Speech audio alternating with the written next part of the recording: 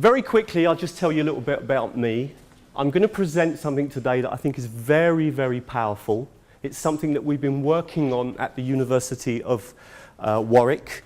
It's a very practical talk, and I think anyone in the classroom, anyone in this room who is involved in teaching and learning and who has to give feedback to their students will find this idea particularly interesting, and it's an idea that has created a lot of interest.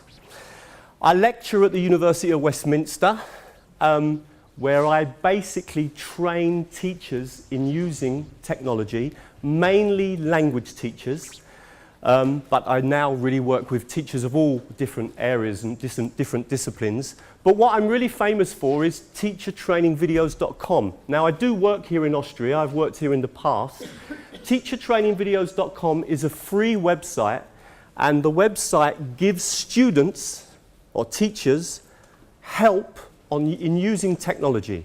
If you want to do a podcast, or you want to work in iTunes, or you want to work with Blogger, or if you want to work, you can go on to teachertrainingvideos.com, you can click on the links, and you will watch a video of me showing you how to do a blog, how to use WordPress, how to use Moodle, etc., etc. And the website has become very, very successful. It had last year 350,000 visitors. It's completely free, and if you like the statistics, then I have about 11,000 followers on Twitter at the moment, and about 14,000 people that subscribe to the site. Here it is, and what I'm actually going to show you today, or focus on today, is the most popular tool on this website, because the tool that I'm going to show you and the way that I've used it is very, very powerful. So you can, this is the website you come on. If you click on any of these, it will open a video, and you will hear me and watch me as I explain to you how to use different technologies. Okay, the talk. On that website, on my website, I'm using something called screen capture. Screen capture started in about 2000. And screen capture is very powerful because basically you click a button and everything you do on your computer screen and anything you say is recorded as a video. Now, I saw that technology for the first time in 2000. So it's 13 years ago. And I was at a conference and I thought to myself, 1 minute, are you telling me that everything I do on my computer screen and everything I say will be recorded like a video? Does that mean if my students sent me their work, I could open it on my computer screen, click a button, and record myself correcting the student's work, and then send them the video? So no more marking with a pen. No more taking the written work. Suddenly, I could open their work onto the screen, click on a button, and begin to explain any mistakes the student had made, elaborate on any points, mark things on the screen.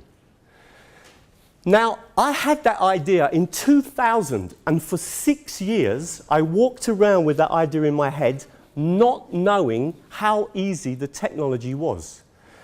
In 2006, I saw someone make a screen capture, and I realized how easy it was. And then I began to do it. I'm going to show you a really early example here of what I mean.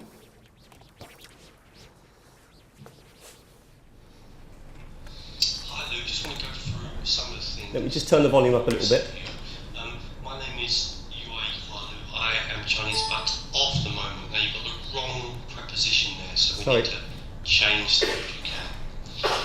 Here you said at the weekends, but can you look at the spelling of that word? Because you've spelled She's Chinese low level. Now, if we look at this sentence, when I first come to England, now I didn't speak English. Now, this is in the past, and you've used the present simple here. So we need to change that to use a past verb. Here, you're using the wrong word. when we describe a place like London or New York. Okay, so that's an example. That was one of the very first examples I did back in 2006. I had a group of Chinese students. They were low level. They sent me their essays. I opened them on the screen. I made the video, and I sent the students the feedback. If you notice in that feedback, I didn't give them any corrections. I just told them mistakes. I elaborated on the mistakes. I sent them the video, and then I asked them to rewrite their essays. Now, the experiment I did was with 11 Chinese students. I showed them the video feedback. I explained to them, you will not be receiving the normal feedback. You will receive a video from me, and then I want you to use that video and rewrite your essay. And I knew something must be good, because normally students take about 2 weeks to redraft their essays. But I received the essays from the students, I sent them the video feedback, and almost immediately, the next day, I began to receive the redrafts. I used to think, wow, this is interesting. When I went into class the week later, I walked through the door, 11 Chinese students stood up and applauded me. It's the only time I've been applauded before the lesson began.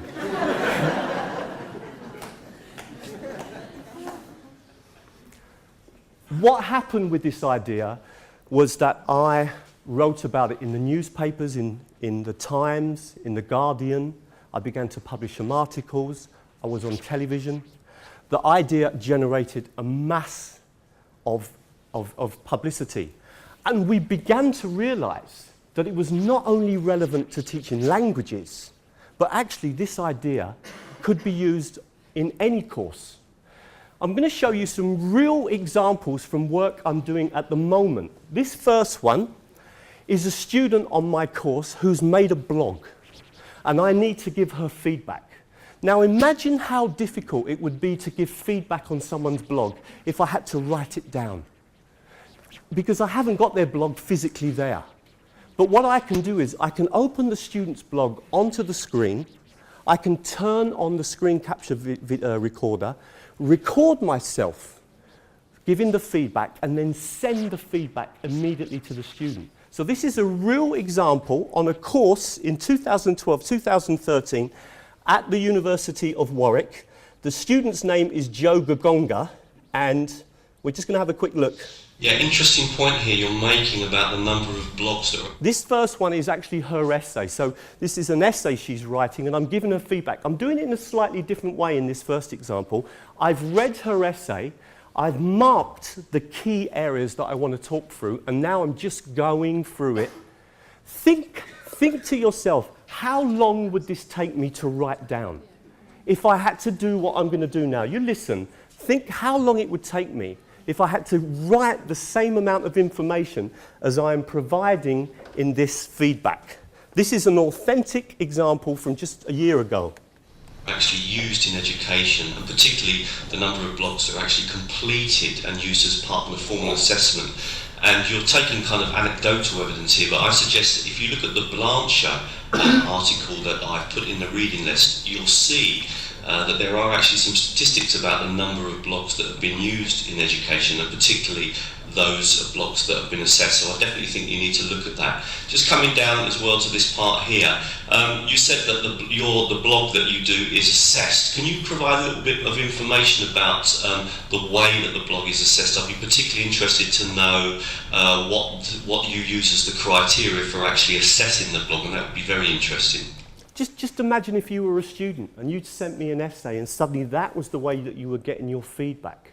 I could ask you questions, I could elaborate, I can really provide a lot of information in quite a short period of time. So, for example, this could have been a part of a student's dissertation. My students at the moment are doing their dissertations, and they give in the work in small chunks, the literature research, the methodology, the data gathering. And I can provide feedback to them in this way. I can read it through, I can mark the areas, turn on the screen capture, do the recording, and send it directly to the students. I'm going to give you another example. Just take one more from the work. This is the one that I was talking about earlier. This is almost impossible. Additional pages to almost impossible for me to do without this methodology. I also like the way that you've made your headings nice and equal. The formatting and layout of your site is excellent.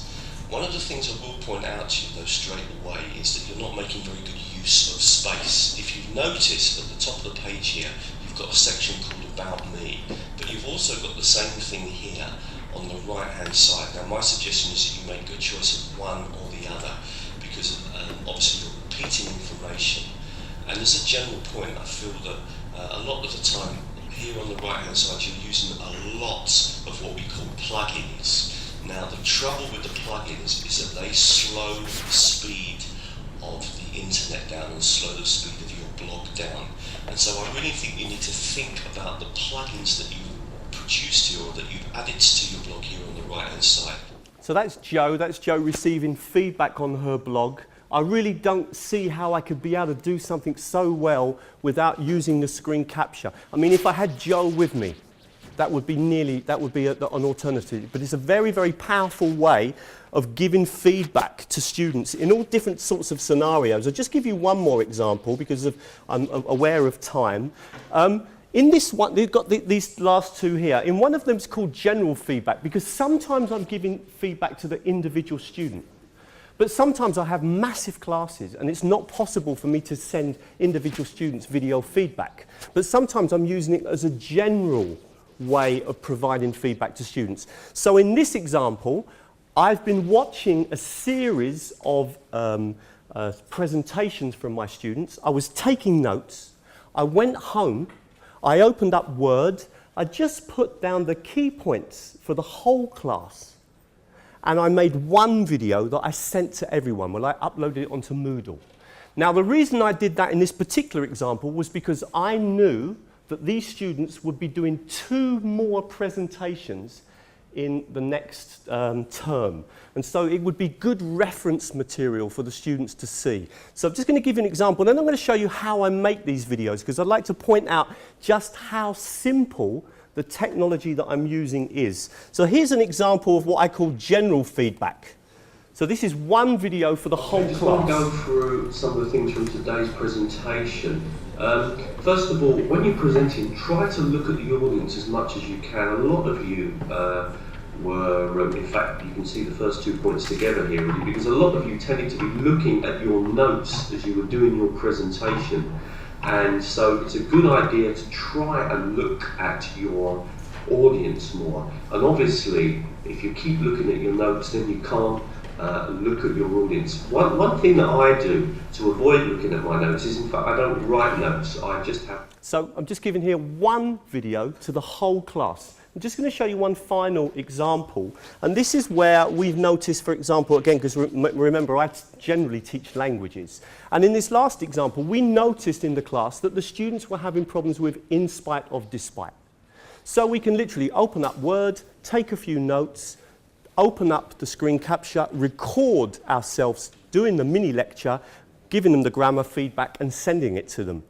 Now, obviously, the examples that I'm showing you are basically in language teaching, but a lot of people have taken this idea. There's a very big piece of research that took place in Norway by a guy called Peter Matteson, and I've referenced it here, where he looked at how this same idea could be applied to other areas: history, geography, science, maths, etc. Because obviously the idea is basically applicable to any area of the curriculum. So here, for example, I've noticed a general problem in the class with grammar, and I've made a simple recording where I've provided feedback to the students on... Okay, just something I've noticed today from your lessons and from your essays is that you're getting confused between despite and in spite of. The most important thing, and the first rule to remember, is that we don't use of with despite. So we say, despite the weather, We say in spite of the weather, but we say despite the weather. So despite does not include of. Now we can use despite or in spite of with a gerund or a noun. So we can say despite the weather, or in spite of the weather, or we can say despite studying hard, or in spite of studying hard, he didn't pass the exam, for example. Okay, so you can see the application. Now, I'm going to take the story on a bit in a minute and just show you how actually, from all the publicity, one of the interesting things that happened, particularly from people in America, was that people got back to me and said, Russell, these ideas are really good, but you could also get the students to do this. You could get the students reflecting on their own work. You could get the students doing peer evaluations. You could get the students to actually use this tool. And so this is actually where we are now with the research. We kind of moved on from this initial idea of using it as a way of providing feedback to students and moved it on to actually getting the students to use the tool as well. Just going to very quickly just point out a few things. All of the, as I said, all of these publications are you can link to them from the presentation I provided. Peter's work in Norway is very interesting because he got various groups of teachers around Norway to try out the technology, give it a test and just see what the potential is, and found that teachers could learn to use the technology very quickly and that the students felt that the feedback was really, really useful. And he was looking at other areas of the curriculum. Just very quickly, just to sort of point out some of the things that have come from my research. Students really like the voice. They like the idea that they're not only seeing a piece of paper with the corrections, but they can hear you. You can contextualize the feedback. They can see it on the screen. They can understand what you're talking about. Sometimes feedback can be very threatening. If you directly leave a comment on the side, the students don't quite understand. Whereas here, they can hear the warmth of your voice. They can understand what you're trying to articulate when you do the feedback. Students feel that it's very personal, particularly if you do the individual feedback to students. Now, that can be quite difficult on big courses. But if you, like me, you're lucky enough to have dissertation students, or you're working with smaller groups, or in your private classes, it can be very, very powerful as an idea. The key thing is just the amount of information that can be conveyed. I speak at about 150 words a minute. And that would mean that in a 5-minute video, I'm giving 750 words of feedback to my students, plus anything I do on the screen. So we are able to elaborate a lot. And this is where the power of this idea comes. It really does add value to the whole idea of giving feedback. It can be very timely because you can do the video and almost immediately send it to the student. And I'm going to show you in a minute how that's actually done. A lot of the students said to me, Russell, it's like having you sitting next to me, because I can, see you on the screen marking my work, explaining the work to me. It's multimodal. For me, this was really important. I was influenced by a guy called Richard Mayer, who was doing some work in America, what he calls dual coding. And I was particularly interested that learning generally has moved on and has become much more visual, much more multimodal, but not necessarily feedback. Feedback still tends to be very traditional, very text-based. And I was looking to make the same change in the way that we give feedback to our students that we do when we think about our teaching and learning. And so that for me was very, very important. Students like it because they feel it's motivating. The Chinese student said to me, Russell, I like this feedback because it's authentic listening material. Yeah? I thought that was fantastic, yeah? Because, we have to listen to this, yeah? This is so absolutely fantastic.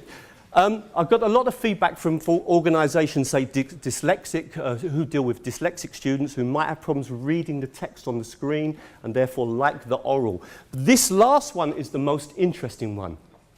This is really interesting, and I'll explain because we've only just realised this. As I've said, there are hundreds of people doing this work around the world now, and I've taken this idea to about 25 countries. Whenever, and I definitely am guilty of this, sometimes I mark a piece of work and I tick it and say good. And I mark a piece of work and I tick it and say well done. And I don't elaborate. And if I look back on my feedback, I've done that 1,000,000 times. No one does that when they use this method. No one would ever go through someone's work and say, well done. You just wouldn't do it. And it was very interesting because finally someone did do it. It was one of the teachers actually at the University of Warwick. I was listening to their feedback that they'd given on an essay that they were providing to students, and they'd literally marked on the screen and just said, well done. I was like, whoa, why didn't you explain why it was well done? And that is a very powerful thing. There's almost an intuitive part of this idea in terms of it's just automatically that you will provide and elaborate on the ideas. Now I want to stop the talk at this moment just to tell you, see if we can actually just, I'm going to close down the screen here. I've got the software here at the top of the screen that I use. Now, the one that I'm using is called Jing. Jing is from an organization called TechSmith, and this is very important. It's free. Okay, it doesn't cost anything to use Jing, so it's easy to give Jing to the students as well. Jing, once you've downloaded it, you have to download a small piece of technology onto your computer, and then it sits there like a sun at the top of the screen, and you literally just mark the area that you want to record, and you click the button and it will record. It doesn't matter what programs you're running. Everything I do here in this part of the screen, even if I open up another program, if I open up a picture, if I open up a video, it's simply being recorded. I click on the stop button and the video is almost immediately ready. And I can play that back. I do here in this part of the screen, even if I open up another program, if I open up a picture, if I open up a video, it's simply being recorded. I click on the stop button. Okay, is that easy enough? Okay. Just want to make it clear, this is easy peasy lemon squeezy. Okay?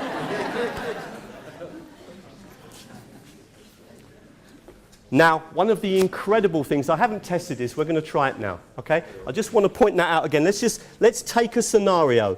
Let's take a scenario. So let me just open up a file, and I'm just going to go to my, let's just go to my talk videos. Let me just see if I can give you an example of how you might actually do this in real life. So if we were doing, in fact, I think I might have some examples here. So let's say, let's take an example of, let's say this one here. So let's imagine that this is a student's work. Okay, so this is the student's work that I showed you earlier, or it's actually not authentic, that example. That really is just me showing you some of the early work from the students. So I've got the student's work, I've opened it up onto the screen. I then simply open up Jing, I mark the area. Now what I would normally do is read the essay first, mark on the screen what I want to talk about. One of the negative things of this idea sometimes is that we give too much feedback. Okay, so something that we're really looking at, highlighting 5 or 6 key points that we want to provide the feedback to. So I mark an area on the screen, I click on the button, and I begin to give the feedback. So I can talk through, I'm not limited to this screen, I can scroll down to other parts of the screen, so I don't necessarily have to have a large video, and then I stop. Now, Jing is the tool that I'm using. I'm not a salesman for Jing or anything like that. There are other great tools around. One of them I've used is called Screencast-O-Matic, Screen-R. There are plenty of these tools. I just like the way this one works. It's really easy, and this is one of the things I like. Once you've made the video, once you've created the video, you can simply click on here, which says share via screencast. When you click on that button, the video is uploaded because you are given some area, a certain amount of space where you can save the video. So you make the video, you click on the button, the video is uploaded onto the server, and then they send you back the address of the video so that you know where your video is. And they've just done it, and what they do is, because we're teachers, or because I'm a teacher, they will think, well, Russ, this guy knows nothing about technology, we are going to put the address into his computer so he can't forget it. Okay, so what they do is, if I now just come down here and press paste, okay, you will see that the address is there. Okay, I don't have to do anything. Okay, now I have to admit, I mean, this idea is almost so easy that it, you know, sometimes it seems it's almost complicated, because they literally, when you send the video, they send it back and they put it into your clipboard. They send and put it in, then you can simply open up an email to your student and say, dear student, here is your feedback, paste. Okay, so it's an incredibly easy system. Here is Jing. So when I come to Jing, if I go to the actual system, there's only a couple of things I can do with any of the videos I've made. I can either click on a video and delete it, click on a video and get the address again. So if you forgot to send the address to someone of a video you made last week, you can just click on that video, click on the share button, and they will send you immediately the address of that video. So if I just quickly got this one now, I could close this down and come back to my student and say, dear student, here is your feedback. And just simply paste Russell. That is it. That is how easy this idea is. So and this is what I said to you about it being timely. I can almost do the feedback and then email it to the student, or put it into Moodle, put it into Blackboard, put it onto Blogger, put it onto a virtual learning environment. I can share it onto Facebook. I can share it anywhere. Okay? You can see how easy the idea is. It really is that easy to actually use. So, just going to take the talk on a little bit further. I know we were a little bit late, so I won't spend too much, I won't do the whole presentation, but just to come back onto the talk a little bit. What we did, and this has been interesting, is that we've moved from the students, from the teacher using Jing to provide feedback to the students, to getting the students to use Jing.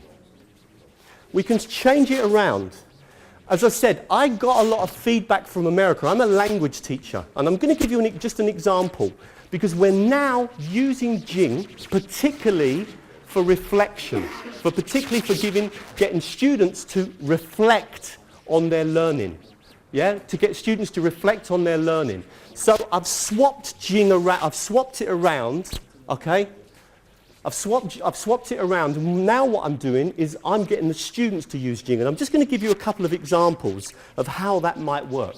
And I'll do it on a live example to show you what I mean, just very quickly. So if, for example, let's say today we've done a Spanish lesson, and in my Spanish lesson in my class today, we had to practice talking about someone we admire.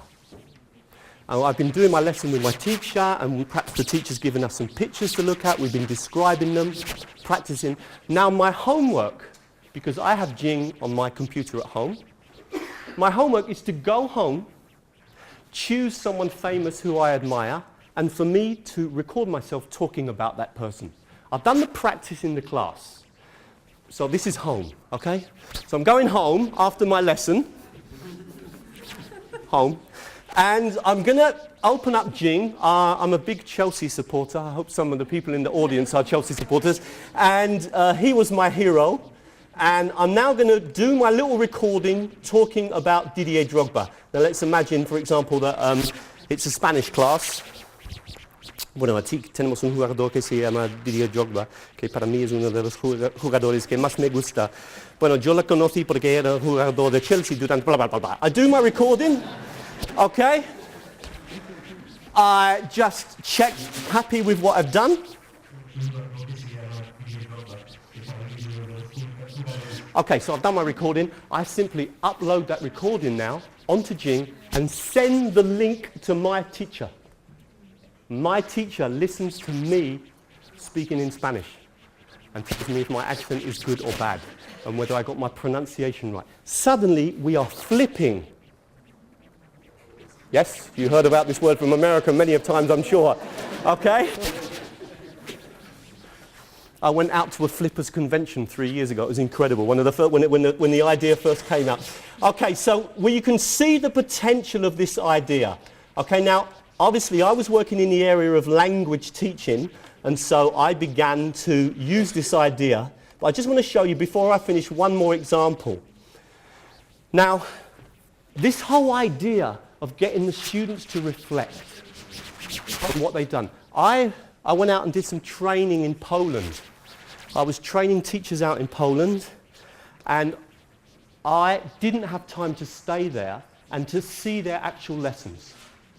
So I said to the students, teachers, once you've done your teacher practice, I want you to answer these questions. I gave them the questions. So they had to reflect on their teaching. So I showed them how to use Jing. And simply, I gave the students, or the teachers, some questions to think about. So here we got an example, okay? So these are the questions that I've left for this teacher. The teacher's done their teaching practice in Poland, and they're now reflecting on what they've done, and they're going to send me the video. So I flipped over. I'm not the one producing the content anymore. I'm getting the students to use Jing and to send me their reflections. And this is the work that I'm doing at the moment.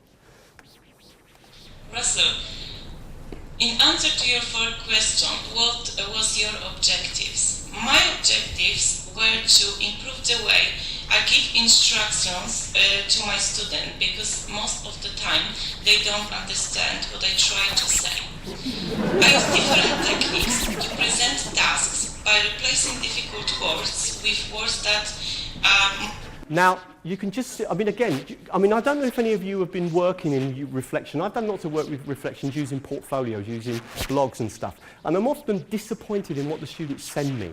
I get these reflective statements after their classes, and they really don't go into a lot of detail.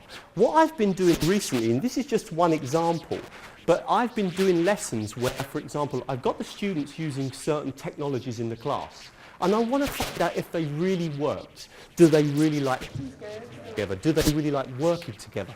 So I've been providing questions after they've done a lesson with me to get some ideas about what really is happening when they're working in groups, when they're working in pairs, etc.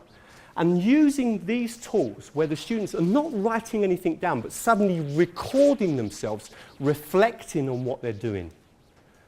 Very interesting. Very, very interesting, because the students are providing a lot more information. So I'm using this tool in lots of different ways. Now, I'm a bit confused about time because I started late. How long have I got? Are we 2 or 3 or 4 minutes? Right, okay. Okay, so let me just give you one final example and we'll leave it there, because sorry about that, because we started late and I had my time down. I'm not quite sure. I'm just going to show you one final example, and this is, hopefully I can get, this is actually using another tool, not using Jing. This is another fabulous tool. It's called My Brain Shark. It's in my presentation. It's the second most popular tool I've ever presented on my website. It's had about 50,000 downloads of the videos to help you to use this. This is very simple. It's free. And in this one, this is exactly what's happened. My students have done a lesson using a tool called Woolwisher. They've worked collaboratively. And I was interested in seeing, well, did you learn anything? Did you like working as a group? Did you really collaborate? How did you organize yourselves? Because it's quite interesting. We talk so much about constructivism. We talk so much about students collaborating together. But we don't actually know what the students think about it. And so I've been doing a lot of work on that, and I'm using tools like My Brain Shark and like Jing. So this tool more or less works the same as Jing. I've sent the student the questions I want them to think about after the class, after the lesson, after the collaborative activity, and she is providing me with feedback. This is authentic. This is a student. This is this year. Her name's Cecilia. She was on my MA in ICT. She's providing feedback on an activity we did in the lesson. Hi Russell, this is Cecilia. Today I'm going to talk about my feedback or reflection on a Woolwisher activity we did last Friday.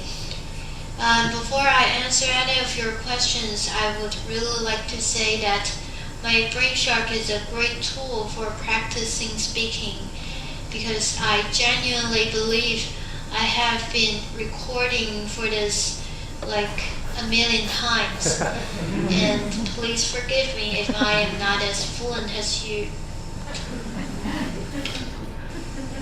What type of language processing took place while the activity was taking place? Well, firstly, we distributed our tasks to different group members. Okay, now I won't play any longer. You can see the idea. I'm getting, instead of asking my students to write out their reflections as a written piece, I'm more interested in them doing it orally. I believe it has a big impact on the amount of information. Now, this is a different talk to the one I'm doing today, but the results from these reflections are amazing because Cecilia goes into a lot of detail about how she collaborated with the other students. And I realized that I was making a lot of mistakes when I was setting up collaborative work. One of the groups, for example, didn't organize themselves in roles, and actually all of the students found it a very frustrating experience. Cecilia's group decided that each person in the collaborative activity should have an individual role, and that group worked much better. And so I began to realize that when I'm setting up constructivist or collaborative activities that I need to do it in a certain way, make sure that students have got clear roles, etc. I'm getting a lot more valuable reflection back from my students by using tools like Jing and my BrainShark than I do if I get the students to simply write down their reflective statements. Now, because of time, I'm going to stop here. I was going to present a third tool. It's called Present Me. It's in my handout, okay, so I'll put that back up on the screen.